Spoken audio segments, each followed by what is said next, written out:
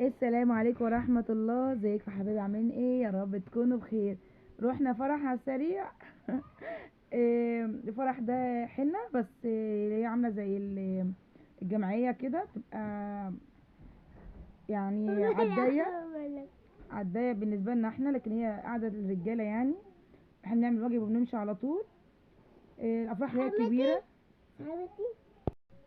يلا هنا نقول لهم ايه؟ حطوا ايه؟ حطوا ايه؟ تاكلي ايه هنا؟ شعر. ماما كانت بتلعب معاكي؟ كان حلو؟ كان حلو الفرح. وبعد كده قعدنا نلعبه، وانا كنت بتحايل عليها قومي العبي، عامله فيها هاديه ومؤدبه ومش عايزه تقوم ومكسوفه، صح؟ وبعد كده عملنا ايه؟ قعد بقى تلعب. المفاجاه جايه. غمضوا عينيكم، عدوا 1 2 3، اتفضلوا. الرقاصه هنا عماله ترقص.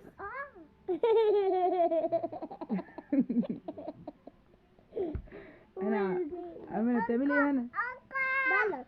ترقصي وايه؟ وهنا فتحت بقى.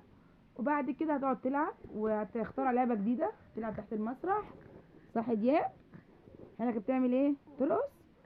وهتقعد تلعب وتخلي الاولاد كلهم يلعبوا، لو تلعب مع واحد بس، بعد كده ايه كلهم هيلعبوا. وقعدوا طول الفرح يلعبوا كده. وبعد كده احنا مشينا، ان الفرح عرفت ان هجيبوا رقصات، وانا ما ينفعش احضر في حاجات زي كده.